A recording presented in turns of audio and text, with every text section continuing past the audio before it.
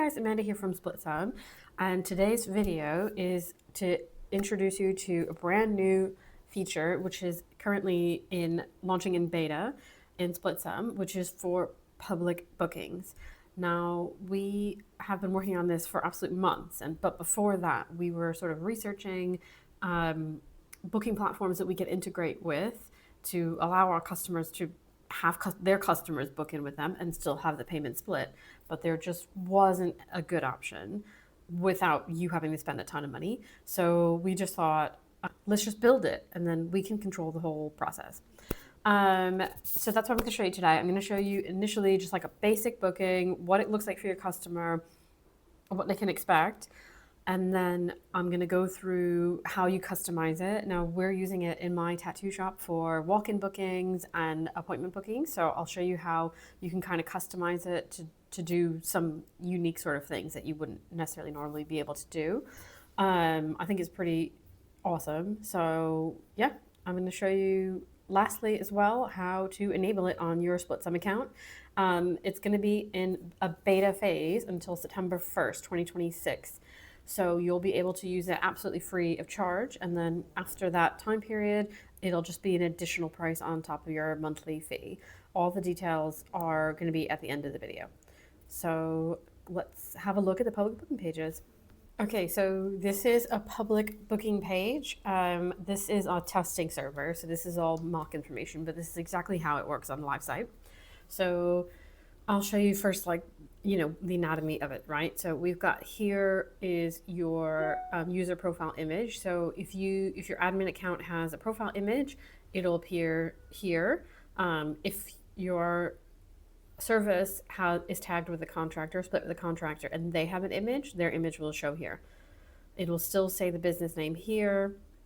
And then we've got the service name, the contractor it's split with, the duration, the price, deposit due, and then we have the location of where the appointment will be, and then the time zone.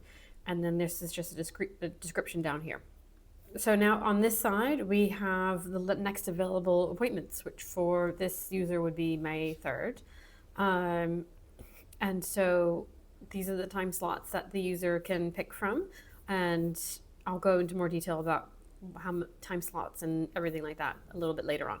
But let's say our customer here wants to book, let's say Wednesday at 2.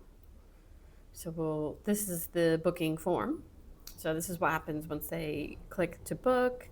They will have to put in their name. So we'll just put tough customer. And then because this is technically a tattoo treatment and the customer would need to be 18, we've got a date of birth field. So it says that you need to be 18 years or older to book this service. You obviously might not need that. And then notes field, which for this, we don't need to put anything down here. And then down here, we've got the event terms and conditions. Let me move myself here. So these can be set per service. So for this service, we have a no-show fee. So it's 50% fee. So you have to let the user know upfront. So, if you do not show up for your appointment, you'll be charged 50% in accordance with our no-show policy. And then for this particular thing, because lash lifts, you need a patch test. It says, I understand if this is my first LVL appointment, a patch test will be required 48 hours before your appointment. And so these terms, you can do whatever you want with them. You can have none, you can have as many as you want. And they can't proceed until they have ticked and read all these terms and conditions. So then we go to confirm booking. And now we've got the pay page, which will collect the £20 deposit. So I'm going to put in test details and then postcode and then hit pay. And now the booking is confirmed and you can see it says, thanks for booking. Please email this email address if you need a patch test. So this is what the customer sees so far. Then the customer will get this email. So I'll move myself over here. They'll get this email, your appointment's been confirmed. Thank you for submitting your deposit. Your appointment with, your appointment, the name with the contractor is on this date. And then there's just like a note down here. You can add booking confirmation email terms here. So I'll show you that in a little bit. But that's basically what the customer sees. And then I'll also show you, you can set this up to sync with your Google Calendar. So you can see here, I've got in my booking my Google Calendar, as soon as that customer booked it, I get all this information added into this calendar. So that's basically like what the customer sees. Now you can customize this to do so many different things. So I'm gonna go through what this looks like in SplitSum and how you can customize these to be like really, really powerful. So I'm on the SplitSum dashboard, and now you can see you can see down here, the appointment's been booked, the deposit's been paid, and now you can see a new notification up here, new appointment booked. So if we click that, this is what the appointment detail page looks like. And you can see all the information about the appointment here and the payment history related to this appointment. So now if we go back out here, then you can see all the upcoming appointments that are here on this site. Okay, now when you turn on appointments, you have this appointment section here, which lists all of your appointments. You have services, which is where you define all the bookable services that you offer. Then you have availability, which you define, like it sounds like, your business and your contractor's availability. And then you have this configure page. So I'm going to show you this first. So the whole point of appointments is that it creates a customer record in Stripe. So you have the possibility to charge customers if they do not show. If you do this, it's your responsibility to ensure that you're doing it in a fair and legal way. SplitSum just provides the functionality. It's up to you to ensure that you're using it properly. So we, at Three Kings, we don't use it on everything. We use it on just the walk-in bookings, and I'll explain a bit more about that a little bit later on. But this is set to 0 by default. You can set it to whatever you want. So this site has it set to 50. Then we have time zones and bookings for Google Calendar. This is just because I found that there was a little bit of a mismatch when we integrated the Google Calendar. So if you're finding that you have an issue, it's a good thing to set in here. Now we have email policy text. So this is that notice from the email. So I'll go back to the email. This is the customer's email right down here. This is where that is set. So you can put anything, you can add as much as you want into there, and you can preview it here. Once you've saved it, you can preview here like what it looks like. And then this balance payment policy, this is like a very niche policy that you might not use, but essentially if you want to have the customer pay with a payment link and it emails them a link, then you have this sort of text in the email that just says like, if you don't pay the link within 24 hours, your card will be charged. This is, I can get more into the payment stuff in a little bit later on, but basically you would use like a payment link for an appointment balance, like say if your customer wanted to use Klarna or something like that, because you can't use Klarna with like a card machine. But their card's on file, so if somehow they didn't pay it right then and there, you could just charge their card. But that's what that is. It's you're almost probably never going to use it. Now we'll go over to, I'll show you availability. So this is the availability page.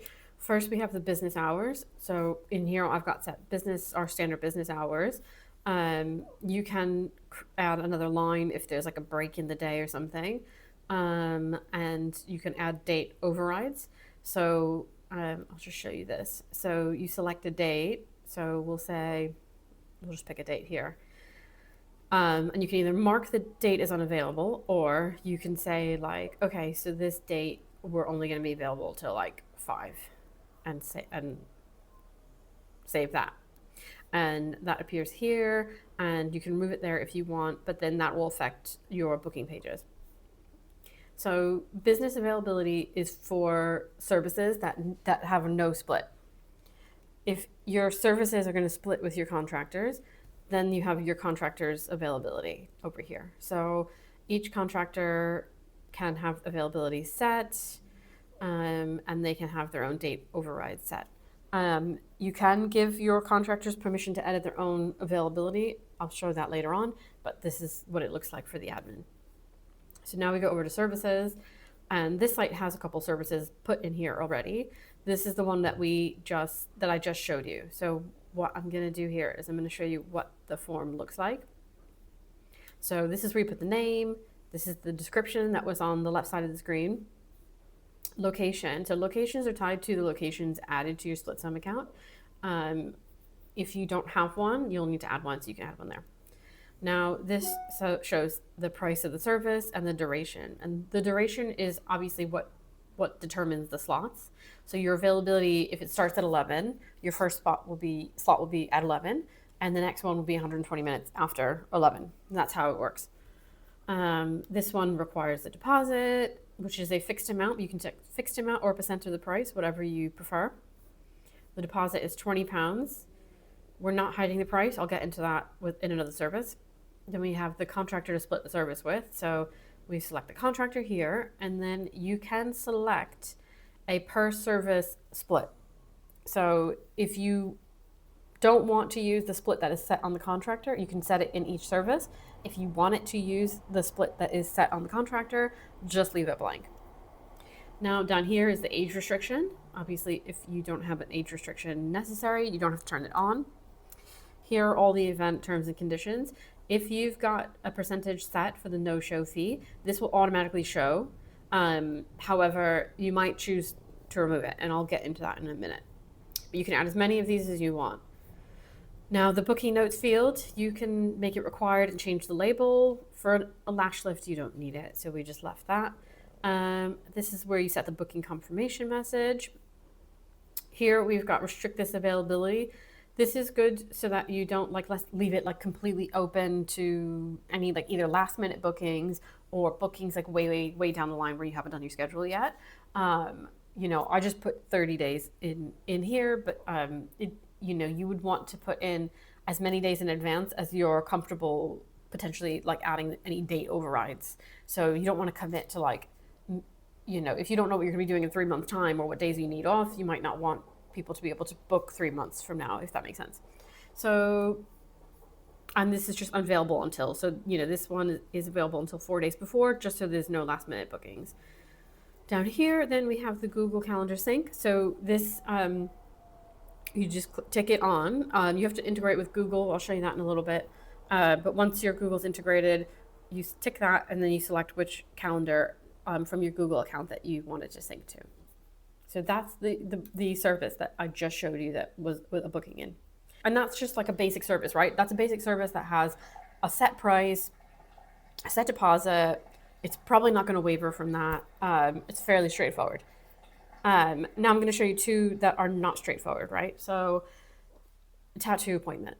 So it's a little bit difficult with tattoos. If you're a tattoo artist, you'll know, right? You don't know exactly what the appointment's going to be unless you're one of those people that books half days and full days, that's sort of different. But generally tattoo prices change. So I'm going to show you how I've set it up and how I use it with my clients. So I'm going to go in here and just show you the edit page, right? So this is the same sort of setup. I've got a description all in here. Now, and the location. Now for the price, I've set this to the maximum, my day rate, right? So it's £800 day rate.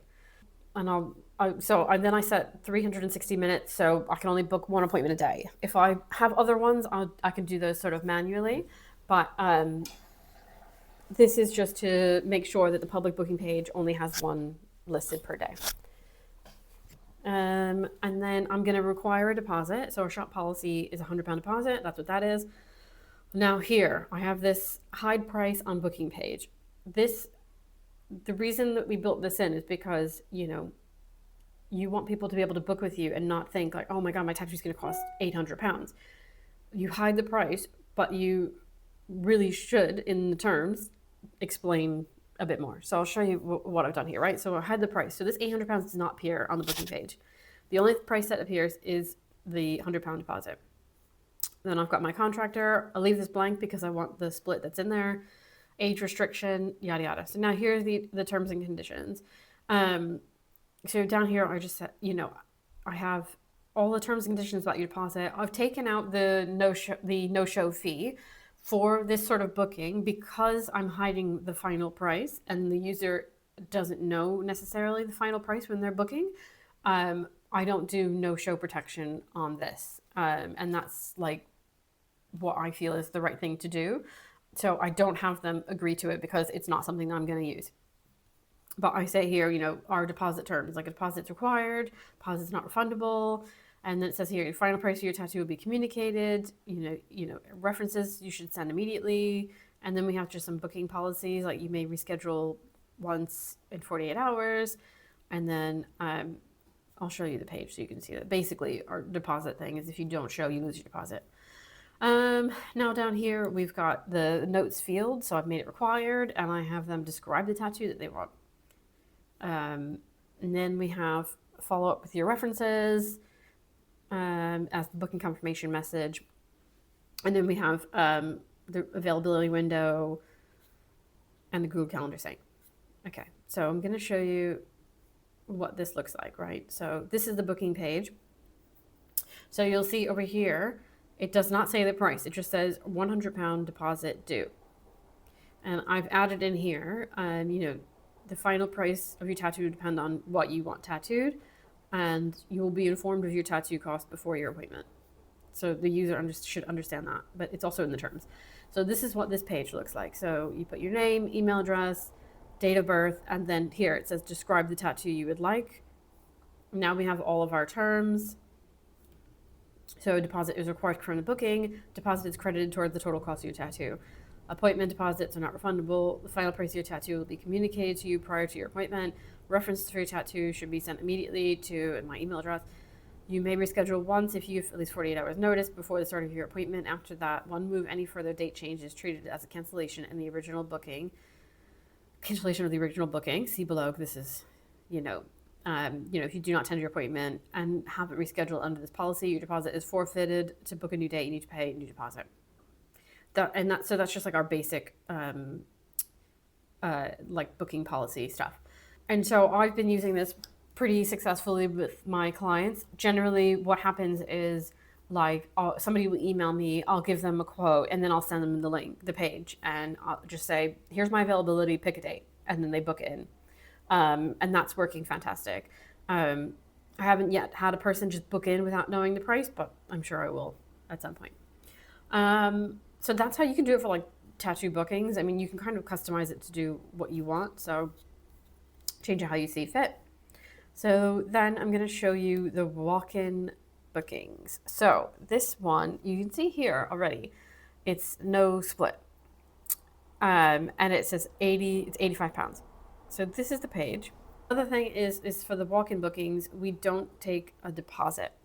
Now, the reason we do this is because if you have a booking in SplitSum that is no split and there's no payment record already, meaning no deposit taken, you can, and you're using standard payments, you can change the contractor before you take a payment. So how we do this at the shop is we have somebody different on walk-ins every day, but we want the same booking form. So we use the same booking form, and what happens is somebody books it. So let's just book this one here. And we have a bunch of terms on our live page. This is just a test site, so we don't have a lot of terms, but we do charge the no-show fee for walk-in booking. So we do have that term here.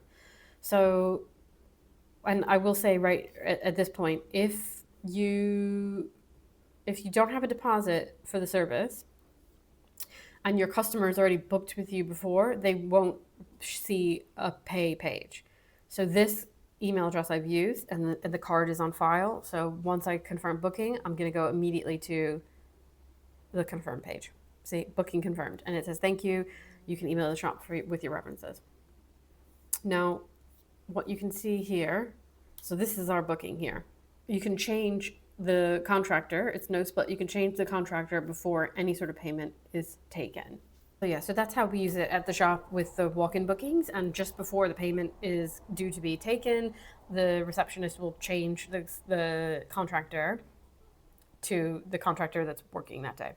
Now, if this is something that you want to do, it's important that you don't change the contractor until that slot can no longer be booked. Because once you change the contractor, it changes the availability. And since the walk-in availability is tied to the business, if you change the contractor, it will then be tied to that contractor's availability and become available again. So what we do is like on the morning of, because you can only book walk-ins until the day before. On the morning of, the receptionist will go through that day's bookings, assign the contractor that's in that day, and then when the payment is due, they do the payment. Right. So now I'm going to show you how to accept a payment. So this is your walk-in booking. Do a few things here, right? So the first thing you'll see here is collect balance. You can take a partial payment. You can mark as no-show. This is on every booking page. You can also edit this appointment. So now this is where you would edit the contractor. So like I said, there's no payment history, no deposit. You can change the title here if you want to. So if we want to add the deposit, the change the contractor, we'll just say here. You can change the appointment date and time here. But obviously that will change your availability just like the contractor would. And you can change the total amount in here. You can change that later on as well, but we'll just do that here for now. We've changed the contractor. Now, when it's time to do the payment, you can either collect the full balance or a partial payment. So since this is just a walk-in, let's assume, it's just going to be the one thing and they're not going to come back. So we want to just collect the balance. So I'm going to move myself here. So you have a few options. You can charge the card on file. You can create a point of sale payment. Now, when you do this from the web, point of sale is for this reader, the Wi-Fi based reader. You can create a payment link, or you can mark paid other way. So paid other way is for if they have paid in cash. And this does not create a record in SplitSum. It just marks the balance as paid, but in the appointment. So if the customer pays in cash, you can just mark it paid other way. So let's say this is our shop minimum. Let's say the person wanted something that was 120 pounds. So we go here, change 120, press enter. The page will refresh with the total here, and you'll see the balance remaining here. Now, if you just click charge card, it will charge their card, and you'll see the charge, and then the payment will be here. However, in my shop, we use the card reader because people can leave tips. So we want to give our user, our artists, the ability to possibly receive a tip. Okay, so now what I'm going to do, now that I've updated the balance to what the tattoo costs, I've got my contractor selected. I'm going to create point of sale payment. Oh, let me move myself. Okay, so I'm going to connect to the reader. It's going to show me the balance and the contractor. Now I'm sent to device, and now you can see I've got my amount here with the tip screen. I'm going to add a tip, and then I'm going to pay, and that's it. So now you can see here in the payment history, the booking is marked as completed. There's a payment history here, and ignore that styling. You can email the customer receipt if you like, and see it's been emailed to the email address because we have it on file. So then you can click here and view all the payments here. There's just this one. It's got 120 pounds plus 24 pound tip, and that's how you take a payment with card reader. And now you can see here, it's still completed. So this one, your appointments will show in this list until the end of the day, just in case, because you don't want it to disappear at, 11:01. So this is a booking that I did, a test booking that I did. And when it originally came in here, it said £800. What I did was I came in here and I edited the final amount. So you can edit it down here. I knew it was only going to be £400 tattoo, well, for this example. And then you press save. And then when you go to collect the balance, you can see it says 300. So let's just say we want to take like a partial payment. So let's say this customer could only do half of it. So we'll charge them 100. Now you have the same options. You can do point of sale payment, or charge card and file, or create payment link. This one, I'm just going to charge the card and file just to show you what that does. So now you see it's partially paid here. The remaining balance is 200, and down here you have a partial payment. So let's say the customer then wants to book another date to finish the appointment. So we go down here, click edit, go over here, and let's say we're gonna do the 20th, same time. Let's change it here, hit save, okay. So now you can see the appointment date has changed. When you go out to appointments, you'll see it down here, the new appointment date, and it's partially paid. And now you can do all this same stuff in the mobile app. You can create services, you can add availability, you can view all your appointments, you can accept payments, you can email the receipt, you can do all the same stuff. The only thing you can't do is configure appointments. You have to do that on the website. I'll show you first the Google integration. So you click integrations, and then it would say here, not connected. So then you click to connect. And then basically you connect to your account, and then you'll see all your available calendars. And then it'll just say you have to set it on each service. So then it'll link you back to your services page, where you can then set on each service which calendar you want it to integrate with. So then if you want to give your contractors and your cashiers more permissions to do stuff with appointments, you can do so. So over here for contractors, you can hide everything from them if you want to control everything, but you don't have to. So to be able to view appointments, you have to give them permission for that. To edit appointments, you have to give them permission. So edit means that it allows them to change the title, the date of the appointment, and the total price. They can't obviously change the contractor. Then to create appointments, I'm going to go through this next, actually, manual appointments. But you can have them create a manual appointment here. You can turn that on. If you want to let them accept their own payments on appointments, like I just showed you, you would enable that here. And then if you want to allow them to modify their own availability, you can do so here. So you can play around with those and just give them as much or as little permission as you want with the appointments. Now with cashiers as well, they have only 3 options. So you can allow them to accept payments for appointments, modify services, and modify availability. Now the services one, obviously, proceed with caution with this one, because obviously you in the service you can set the split. So only give this permission to cashiers that you trust. So up on the appointments page, you might have noticed it before when I was showing you this page, you've got a plus here, create appointment. So this you can use if you want to create an appointment manually, or if you have somebody in store that wants to create an appointment. So first you select the service. So we'll just say, this one. And then it'll load in all the available time slots. So then you can see all my time slots here. So we'll just select this one. If you know what the price is going to be, you can change it from the 800. So let's just say this one's going to be 300. Now down here, collect deposit manually. What this means is that when you create it, it won't email the customer for a deposit. If you leave this unticked, it will email the customer with an email that will ask for them to go pay the deposit.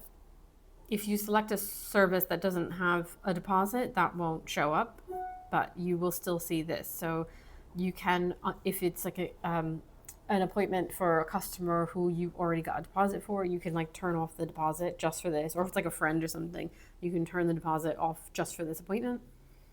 Then we have a customer field where you type their email address. If they're an existing customer, if you start typing, you'll see them here. So we'll use this customer.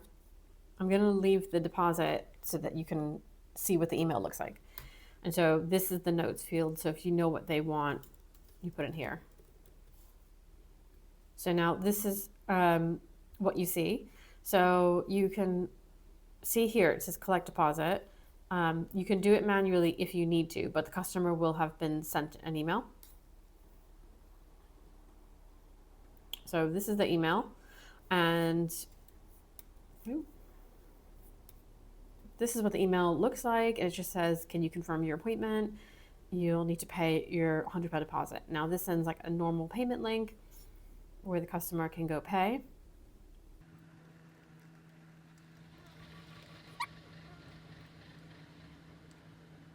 Okay, so that's done there. So if we go back here and refresh, now it's confirmed. You can see the card's on file, the deposit's been paid. And then you can do, when the appointment comes around, you can then accept the payment here. And I will note, obviously, this slot won't be available on the booking page anymore. So then if you want to create it manually, what I will say is that if you don't collect a deposit for a service, like say for this service, it will still, the customer will still have to visit a page to put in their card details. So if you're going to do this, you will want them to receive an email so that they can fill out the card details. If they don't fill it out, the appointment is pending. It'll be deleted in 15 minutes. You can send them the link manually if you want, but you can't accept someone's card details with the card reader, for example. So I'll show you lash lift. So this one has a deposit. So we'll just do this guy. Collect deposit manually. Let's use that. Test customer. Okay, so now you can see I've created the appointment, but we still haven't got the deposit. The deposit's pending. And we've got this here, collect deposit manually. So you can either copy the link and send it to them, or you can collect it with the card reader. So I'm going to collect it with the card reader. You know, for example, if the customer is in store, send to device, no tip.